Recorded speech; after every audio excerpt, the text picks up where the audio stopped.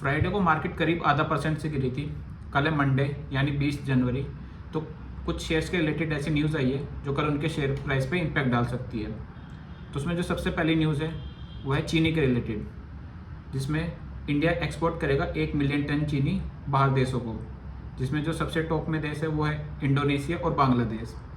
अभी जो इंडिया में चीनी प्रोड्यूस हो रही है वो कंज्यूम नहीं कर पा रहे, तो वो एक्सपोर्ट की जाएगी, जिसका डायरेक्टली फ़ायदा होगा चीनी के रिलेटेड स्टॉक्स को, जिसमें जो सबसे मेन स्टॉक्स है वो है बलरामपुर, धामपुर और त्रिवेणी स्टॉक्स।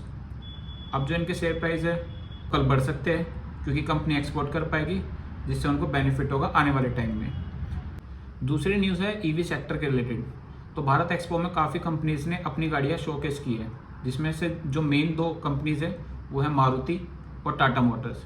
मारुति ने अपनी फर्स्ट ई विटारा लॉन्च की है और सेकंड है टाटा मोटर्स, जिसने अपनी काफ़ी गाड़ियाँ लॉन्च की है, जिसका बेनिफिट उनके शेयर प्राइस पर कल देखा जा सकता है, क्योंकि जो रिव्यूज़ है टाटा की गाड़ियों का वो सोशल मीडिया पे काफ़ी अच्छा आ रहा है, जिसका पॉजिटिव इम्पैक्ट उनके शेयर प्राइस पे डायरेक्टली कल आ सकता है। तीसरी न्यूज़ है अडानी के related, specially Adani transmission share.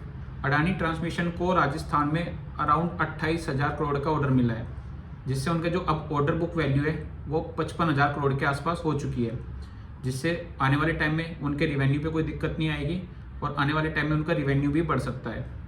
इसका कल पॉजिटिव इम्पैक्ट देखा जा सकता है उनके शेयर प्राइस पे, तो ये वॉच लिस्ट में रख सकते हैं। अगली जो बड़ी न्यूज़ है जो मार्केट पे इम्पैक्ट डाल सकती है वो है कंपनीज़ के Q3 के रिजल्ट्स।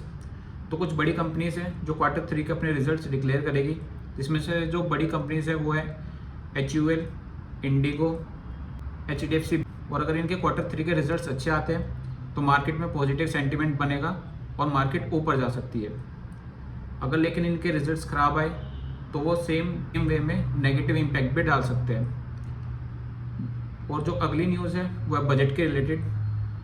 बजट से जो एक्सपेक्टेशन है उसकी वजह से मार्केट आने वाले टाइम में वोलेटाइल हो सकती है। अगली जो न्यूज़ है वो है जोमेटो शेयर्स के रिलेटेड।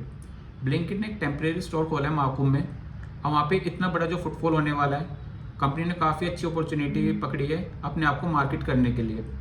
लास्ट मंथ कंपनी ने 10 मिनट एम्बुलेंस सर्विस भी स्टार्ट की थी गुड़गांव में, जिससे उनकी अच्छी मार्केटिंग की वजह से मार्केट में अच्छे और पॉजिटिव सेंटीमेंट्स बन सकते हैं कंपनी के रिलेटेड, और इसका जो इम्पैक्ट है वो शेयर प्राइस पे पॉजिटिवली आ सकता है। तो आने वाले टाइम में जोमेटो आने वाले टाइम में पॉजिटिवली रिएक्ट कर सकता है और उसका शेयर प्राइस ऊपर जा सकता है।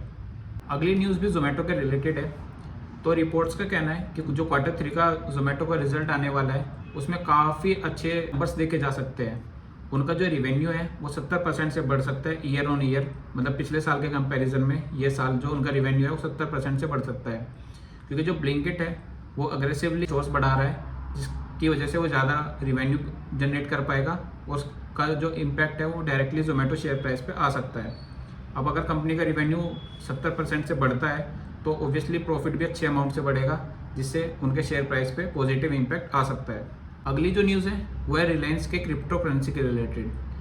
तो जियो ने पार्टनरशिप की है पॉलीगॉन लैब के साथ, जिसमें जो उनका ब्राउज़र है जियो स्फेयर, उस पर यूज़र्स को ये कॉइन्स फ्री में मिलेंगे। तो इसका जो नाम रखा गया है वो है जियो कॉइन्स, जो कि ब्लॉकचेन बेस्ड रिवॉर्ड टोकन्स होंगे। जैसे किसी वेबसाइट पे आपको फ्री में टोकन्स मिलते हैं यूज़ करने के बाद वो वेबसाइट, ऐसे ही यहाँ पे ये ब्लॉकचेन बेस्ड रिवॉर्ड टोकन्स मिलेंगे जो आपके डायरेक्टली ब्राउज़र के वॉलेट में क्रेडिट हो जाएंगे, जो आप बाकी जियो प्लेटफॉर्म्स हैं जैसे माई जियो और माई सिनेमा, वहाँ पे वो वॉलेट से कॉइन्स यूटिलाइज कर पाएंगे कुछ भी परचेज और सेल करने के लिए। बाकी डेली ऐसी न्यूज़ के लिए चैनल को सब्सक्राइब करके जाना, बाकी शॉर्ट्स देखना, क्योंकि वहाँ पे मैं इंस्टेंट न्यूज़ डालता रहता हूँ। और कोई भी अगर आप अपडेट मिस ना करो तो बेल आइकन भी दबा लेना।